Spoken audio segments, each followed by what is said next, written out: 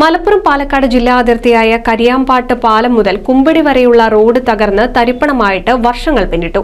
റോഡിൽ രൂപപ്പെട്ട കുഴികൾ അപകടക്കെണിയായി മാറി.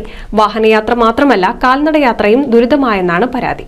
റോഡിലെ ഈ കുഴികളും വെള്ളക്കെട്ടും മറികടന്ന് യാത്ര ചെയ്യണമെങ്കിൽ കുറച്ചൊന്നുമല്ല പാടുപെടേണ്ടത്. ഈ ദൃശ്യങ്ങൾ കണ്ടാൽ അത് മനസ്സിലാകും.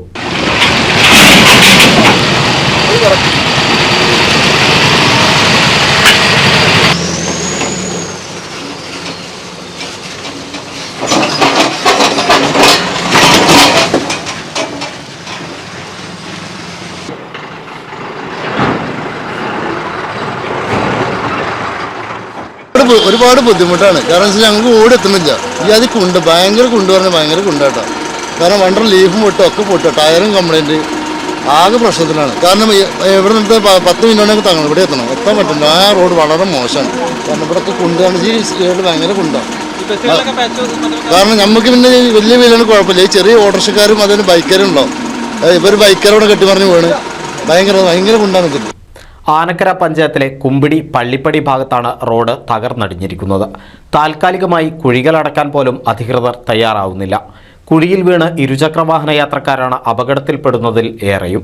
ഇതിപ്പോൾ എത്ര കൊല്ലമായിട്ട് ഇതിങ്ങനെ കിടന്ന് കഷ്ടത്തിലാണ്. ഈ കുണ്ടും കുഴിയിൽ എന്തെങ്കിലും ഒന്നിട്ട് നിർത്തണമെങ്കിൽ ജനങ്ങൾക്ക് ബുദ്ധിമുട്ട്. അതടക്കം ചെയ്യാതെ ഇത് ഇന്ന് ചെയ്യും നാളെ ചെയ്യും എന്നും പറഞ്ഞിട്ട് പിന്നെ ഇങ്ങനെ നടക്കാന്നല്ലാതെ കാര്യങ്ങൾ നടക്കണില്ല. ഒരു വാഹനമായിട്ട് പോകാൻ ഒരു 2 വീലറിന് ഇതിൽ കൂടെ പോകാൻ പറ്റാത്ത അവസ്ഥയിലായി. ഇപ്പോൾ ഇതിൽ കൂടെങ്കിലും ഒന്ന് കിടക്കായിരുന്നു. മറ്റതിപ്പോൾ ഒരു 4 വീൽ വന്നാൽ ഏതെങ്കിലും ഒരു 2 വീലും ചാടാത്തൊരു കുഴിയില്ല. ഏത് കുഴി ചാടിയാലും വണ്ടി അവിടെ ഇരിക്കും.